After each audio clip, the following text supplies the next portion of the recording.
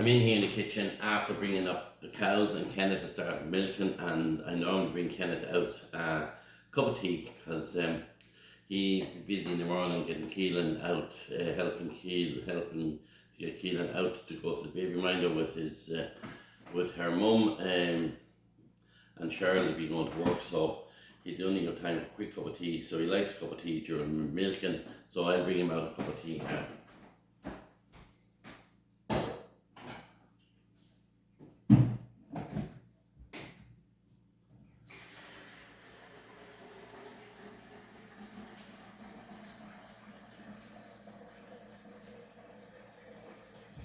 When we're letting the tea draw, I'll give you an up-to-date of what's going on the farm at the moment.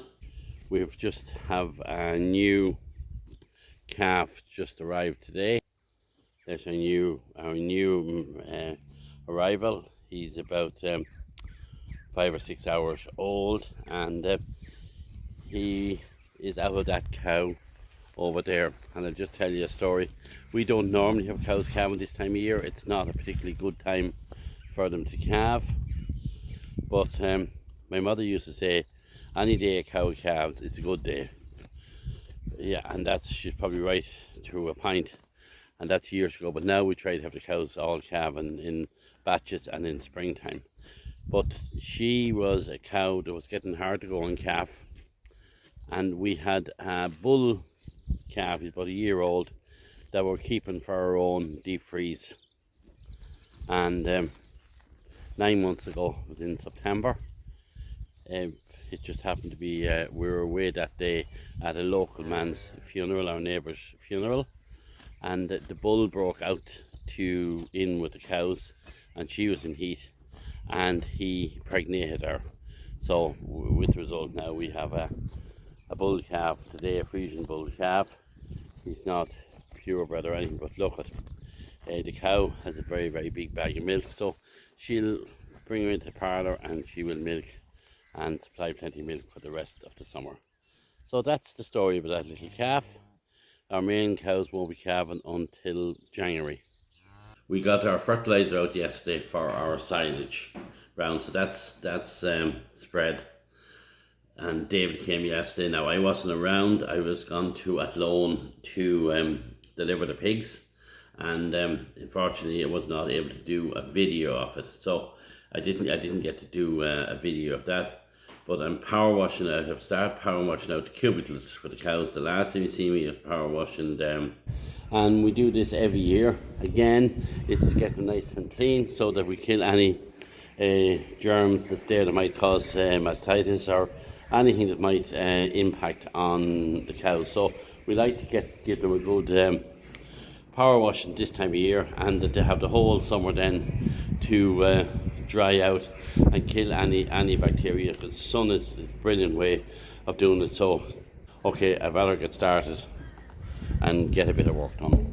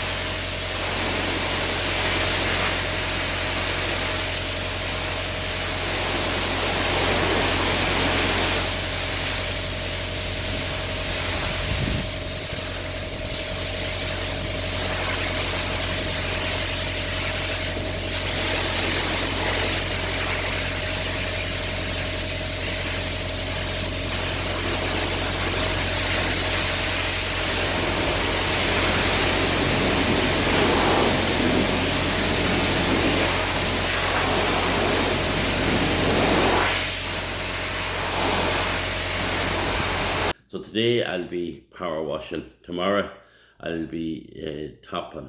So just out doing a bit of topping or cutting some weeds in the paddocks from the cows, and it's called topping rather than actually mowing. And the reason we call it topping is that you're cutting it high. A mowing machine or mower, a rotary mower, will go in and mow it quite low, like your lawnmower. This is just to go in and cut some long cranny grass and any weeds that you don't want in your land, like thistles and docks and nettles and that. So that's what we're actually doing here now. Okay.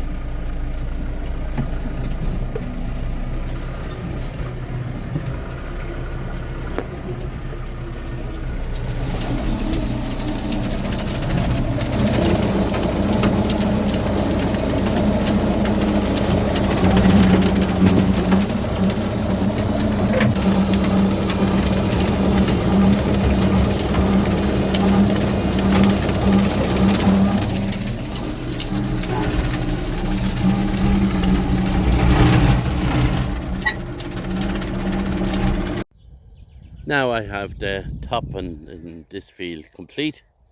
I just parked the tractor there, and you look there now, it looks very, very clean.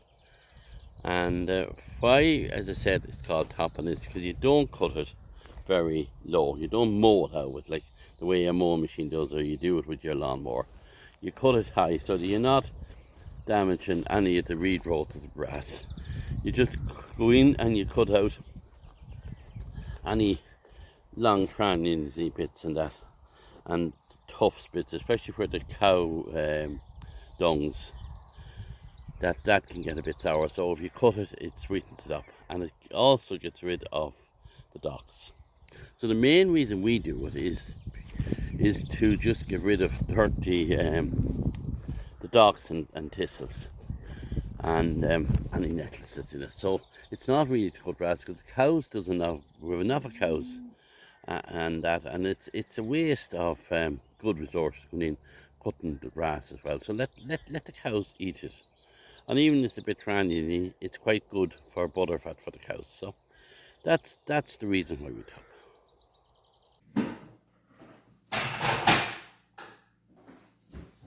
You also have a bit of brown bread, homemade bread that Mary makes. Wrapped up in plastic bread.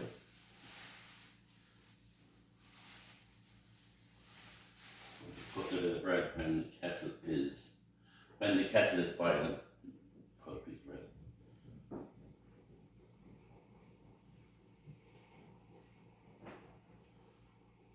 Oh, that's a very thick slice, and good thinner slice.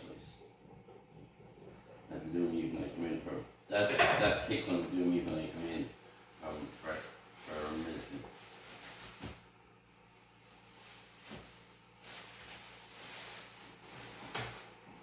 So I'll go and grab a bit of butter.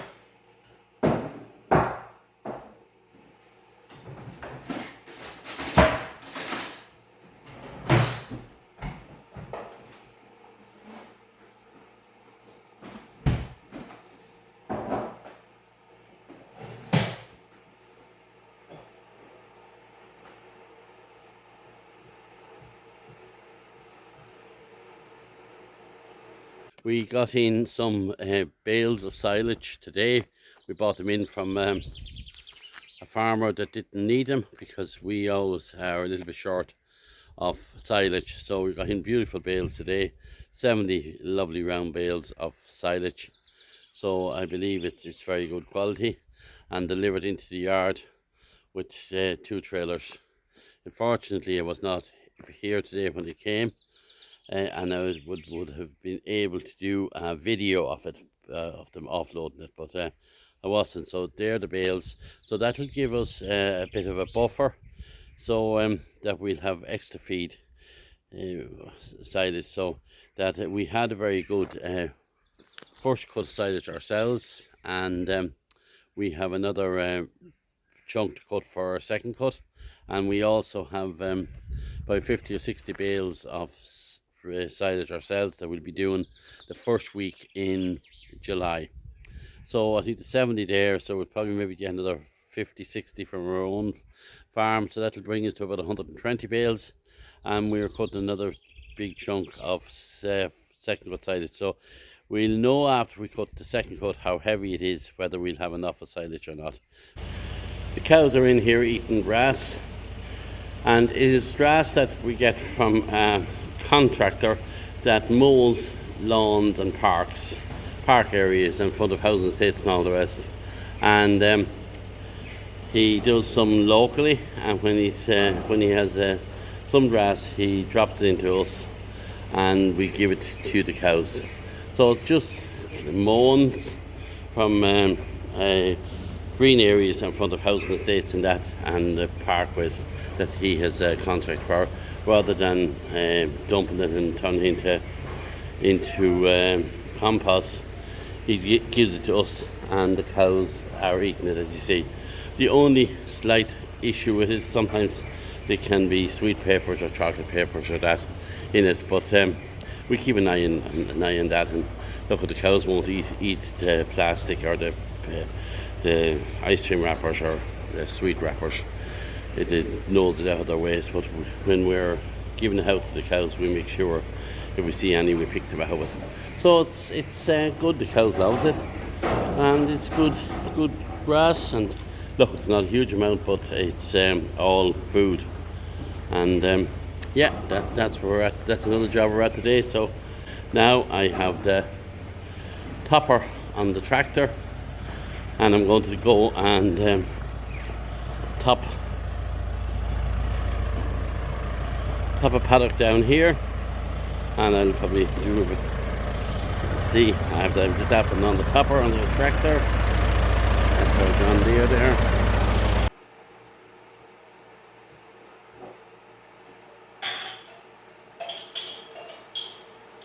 The marmalade is getting a bit low. We need to buy some more. We're not here for today.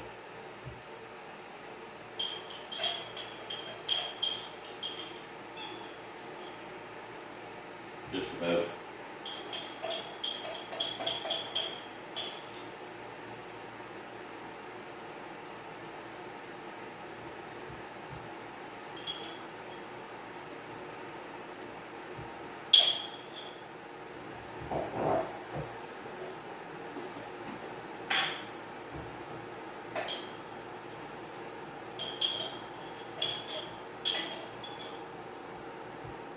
That's the end of that.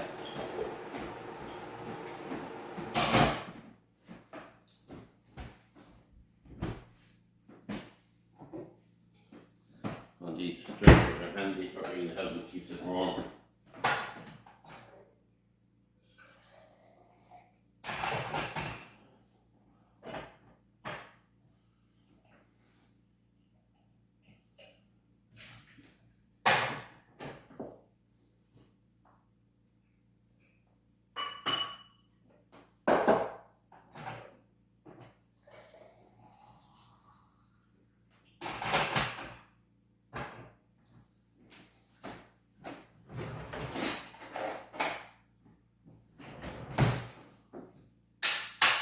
Now we'll get the milk out, and we'll give it a minute to let it draw, 2 or 3 minutes. I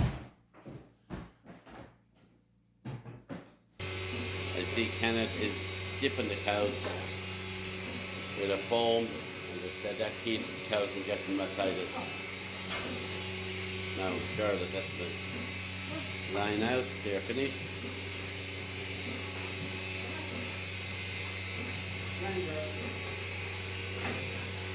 Now we're saying for a good time because they're last.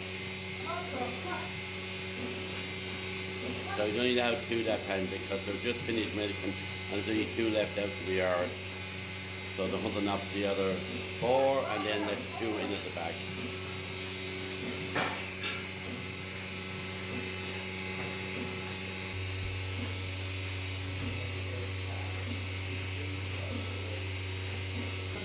Black cow.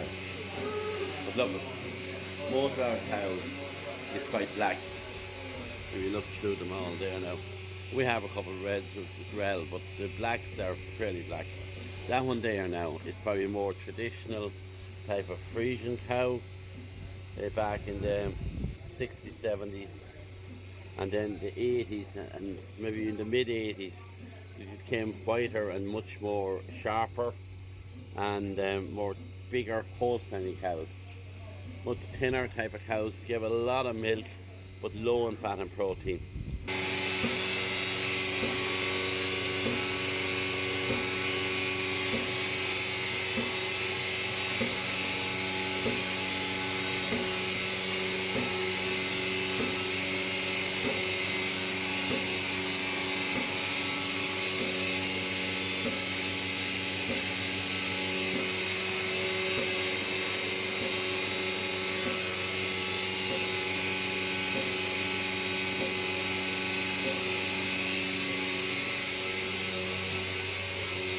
Milk is coming in from the parlour, from the jar down there, and it's coming into that jar, and then it's being pumped along there, those pipes out along there, and then they pump it on out there at our stop.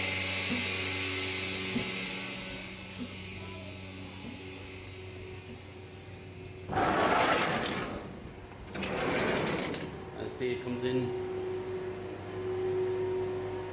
there, in that pipe, now into the top of the tank, and that's a refrigerated tank.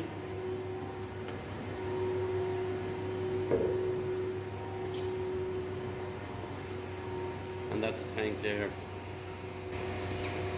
and that pipe down there is where the lorry driver comes in and collects the milk and sucks the milk out of the tank.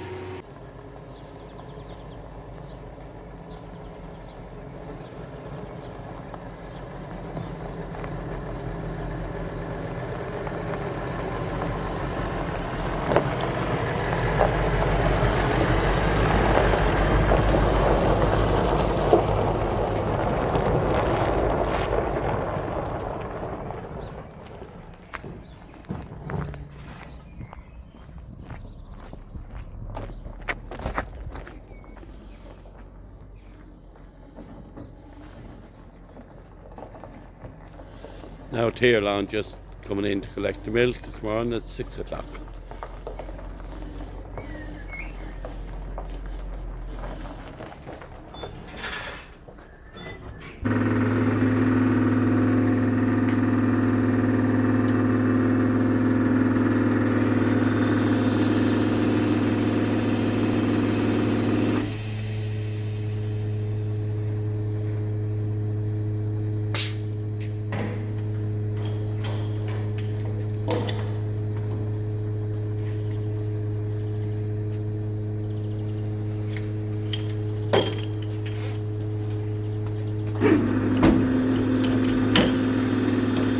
Here we have a Progressive Genetics van here in the yard. It's the company, they're a co-op run by farmers, and they do the AI, the artificial insemination of cows, and they also do milk recording. And today we're milk recording the herd, and the gentleman is here just leaving in the meters. And he has them all stacked very clean and tidy there in the van, and we get them done about every 6 weeks, the milk recording. So he comes and drops them off, and then he'll come back tomorrow morning and pick them up and bring the computer program as well, so we know exactly how much milk the cows are given and how much fat and protein.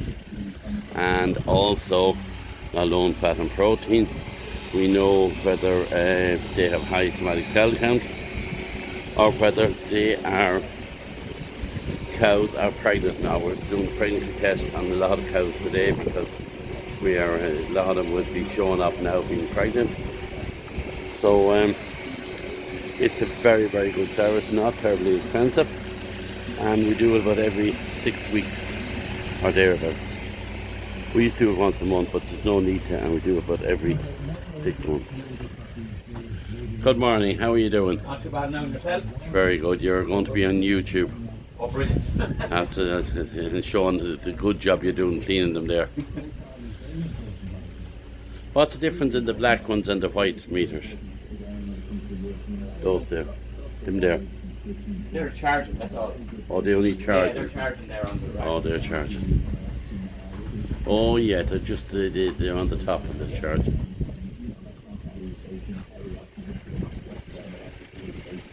And he'll also take a sample.